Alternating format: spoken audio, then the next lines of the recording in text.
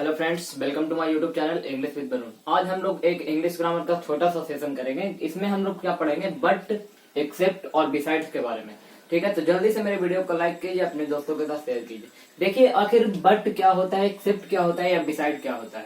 तो आप लोग को मैं बताना चाहूंगा, ये जो बट है और एक्सेप्ट है, ये दोनों एक ही प्राणी है।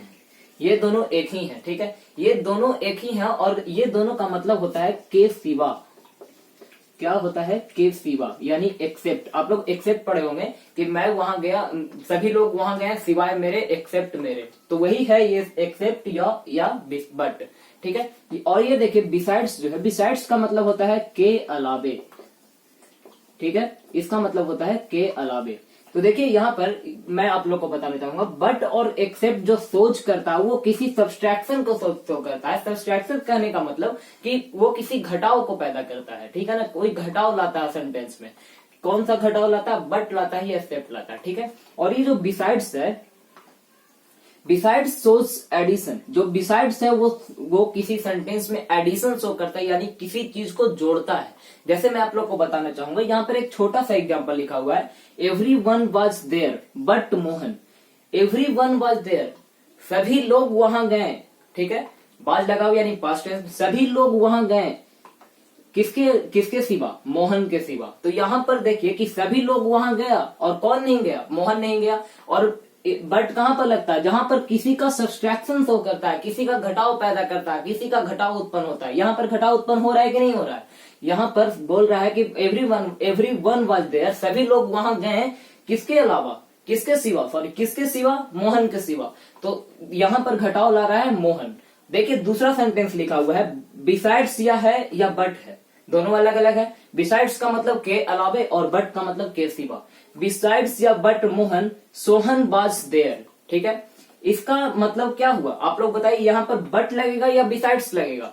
अगर यहाँ पर कहने का मतलब ये हुआ कि मोहन के सिवा सोहन वहां गया, ऐसा कहिएगा, या मोहन के अलावे सोहन भी वहां गया, ऐसा कहिएगा। तो यहाँ पर सही जो कहना है वो यहाँ पर हम कहेंगे कि बिसाइड्स मोहन, मोहन के अलावे कौन वहां गया, सोहन वहां गया। तो यही आज आप लोग को मैं बताऊंगा कि कहां पर बट लगाना है, कहां पे बिसाइड्स लगाना है। ठीक है ना, ये जो है किसी को सब्सट्रैक्शन शो करता है, ये किसी का एडिशन शो करता है। ठीक है, देखिए एक छोटा सा मैं एग्जांपल लिखता हूं, इसको मैं इरेज करता हूं। एक छोटा सा एग्जांपल मैंने लिखा, बट या besides pen he bought a book. यहां पर मैंने एक छोटा सा सेंटेंस लिखा, but besides pen he bought a book. तो आप लोग यहां पर बताइए कि यहां पर बट लगेगा या बिसाइड्स लगेगा। दोनों का हिंदी मैं आप लोग को बताता हूं। पेन के अलावे ही बॉट ए बुक, वह बुक भी खरीदा, वह किताब भी खरीदा। वह किताब खरीदा किसके अलावे, पेन के अलावे। तो यहां पर बताइए कि पेन के अलावे होगा कि पेन के सिवा होगा, यानी पेन के सिवाय, पेन के एक्सेप्ट या पेन के अलावे। तो यहाँ पर सही जो करेक्ट आंसर होगा वो होगा कि पेन के अलावे वह क्या खरीदा, बुक भी खरीदा। तो यहाँ पर इसका आंसर होगा besides pen he bought a book. बोलिए ये सही है या गलत है। यहाँ पर मैंने सेंटेंस लिख दिया आप लोग का, यहाँ पर मैंने सेंटेंस लिख दिया। यहाँ पर बट और बिसाइड्स में क्या लगेगा, बिसाइड्स लगेगा। तो यहाँ पर मैं लिख देता हूं क्या, besides pen he bought, besides pen he bought a book. तो आप लोग ये बताइए मुझे कि क्या ये सेंटेंस सही हुआ। अब आप लोग बताएं ना कि पेन के अलावे ही बॉट ए बुक, तो या अभी सही है या गलत है, ये मुझे बताइए। 5 सेकंड का टाइम देता हूं, ये सही है या गलत है। Besides pen he bought a book, pen के अलावे वह क्या खरीदा, बुक भी खरीदा। बोलिए ये सही है या गलत है। तो देखिए यहाँ पर ये सेंटेंस गलत है, अभी भी गलत है। यहाँ पर एक छोटा सा आर्टिकल का लगा है। ये पेन जो है काउंटेबल नॉन है या अनकाउंटेबल नॉन है। पेन को आप लोग गिन सकते हैं या नहीं गिन सकते हैं, तो गिन सकते हैं। तो जहां पर अनकाउंटेबल नॉन है, सॉरी जहां पर पेन जो है, पेन यहाँ पे काउंटेबल नॉन है, तो काउंटेबल नॉन के पहले आर्टिकल का प्रयोग होता है या नहीं होता है, अवश्य होता है, जरूर होता है। यहाँ पर क्या लगेगा, ए लगेगा। Besides a pen he bought a book. पहले सेंटेंस क्या था, बिसाइड्स पेन, पेन के अलावे वह क्या खरीदा, बुक खरीदा। तो मैंने पूछा आपसे कि या अभी भी सही है, तो ये गलत है, बिल्कुल गलत है। क्यों गलत है? क्योंकि जो पेन है ये काउंटेबल नॉन है, और काउंटेबल नॉन पहले आर्टिकल का प्रयोग करता है, क्या लेगा? ए लेगा। तो यहाँ पर करेक्ट आंसर क्या होगा? Besides a pen he bought a book. तो इसको आप लोग देखिए, और मैं बताता हूं कि बट और एक्सेप्ट या बिसाइड्स का प्रयोग क्या क्या होता है। ठीक है,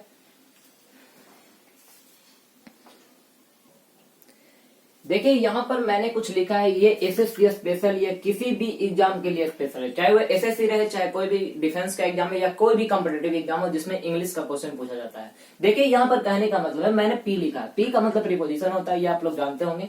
तो जितने भी सारे प्रीपोजिशन होते हैं हमारे पास, जितने भी प्रीपोजिशन हमें पढ़ने हैं, वो अपने बाद वर्ब के चौथे रूप को एक्सेप्ट करता है या वर्ब के चौथे रूप को फॉलो करता है।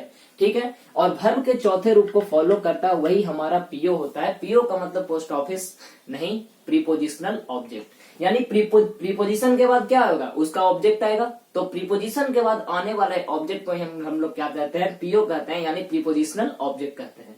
तो देखिए, ये तो हमने पढ़ लिया कि जितने भी प्रीपोजिशन आते हैं वो अपने बाद वर्ब के चौथे रूप को लेते हैं। लेकिन लग गया तो समझिए किसी का घटाव होना ही है, होना ही है।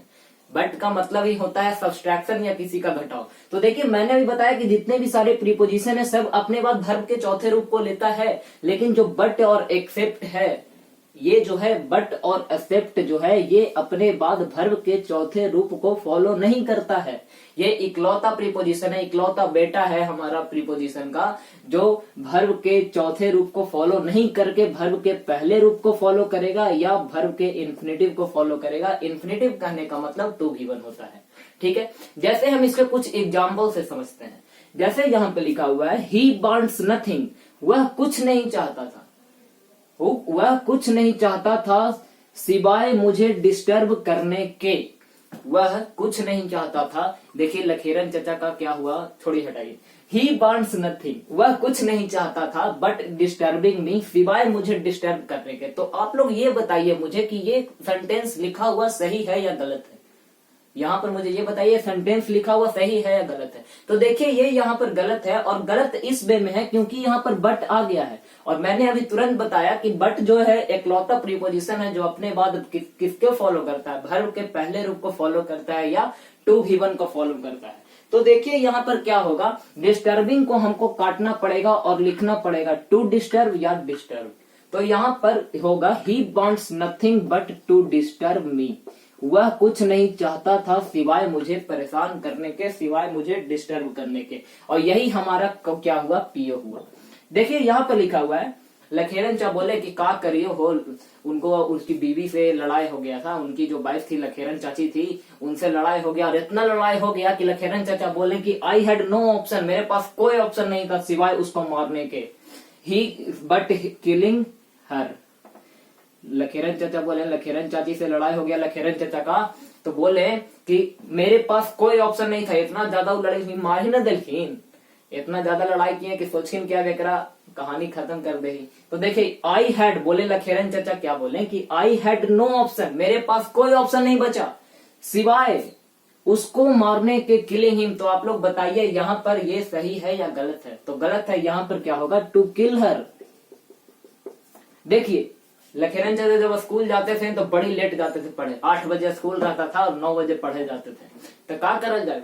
पनिश न करेगा हो। जैसे आप लोग बचपन में या अभी जाते होंगे पढ़ने और 8 बजे स्कूल रहेगा, 8:30 बजे स्कूल जाइएगा, तो बोलिए आपको पनिश किया जाएगा कि नहीं किया जाएगा? किया जाएगा। तो वही यहाँ पे कह रहा है, लखेरन चा बोले लेट गए थे, he was punished.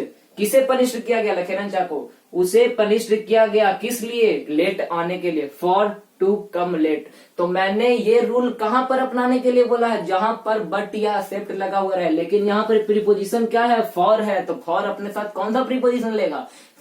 Sorry for जो है वो अपने बाद कौन सा वर्ब लेगा? पहला लेगा, इन्फिनेटिव लेगा, या वर्ब का चौथा रूप लेगा? तो यहाँ पर सिर्फ मैंने बट या एक्सेप्ट के बारे में बताया, फॉर के बारे में मैंने कुछ नहीं बताया। तो यहाँ पर टू कम हटके क्या होगा? कमिंग होगा। मेरे कहने का मतलब ये है कि सारे प्रीपोजिशन वर्ब के चौथे रूप को फॉलो करता है, लेकिन बट और एक्सेप्ट एक एकलौता प्रीपोजिशन होता है जो वर्ब के चौथे रूप को फॉलो नहीं करके टू गिवन यानी इन्फिनेटिव या वर्ब के पहले रूप को फॉलो करता है, जिसको हम बेयर इन्फिनेटिव कहते हैं।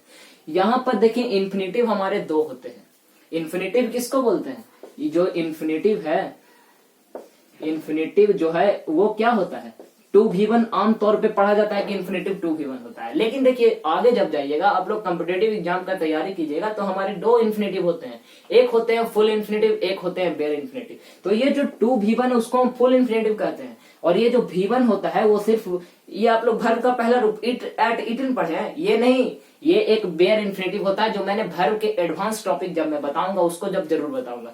ये एसएससी एग्जाम का स्पेशल टॉपिक है, एसएससी बहुत इंपॉर्टेंट है, बहुत क्वेश्चन इस पे पूछता है एरर वाले क्वेश्चन में, तो इसको आप लोग ध्यान रखिएगा। और इसी के साथ मैं वीडियो को समाप्त करता हूं। उम्मीद करता हूं आप लोग को वीडियो अच्छा लगा होगा। अपने दोस्तों के साथ जितना से जितना आप लोग शेयर कर सकते हैं, और अभी तक मेरे चैनल को सब्सक्राइब नहीं किए हैं तो सब्सक्राइब कीजिए, बेल आइकन प्रेस कीजिए, इसलिए कीजिए क्योंकि जितना से जल्दी आपके पास सबसे पहले वीडियो पहुंचे, इसीलिए मैं बोल रहा हूं कि बेल आइकन को प्रेस करना नहीं भूलें। ठीक है, धन्यवाद।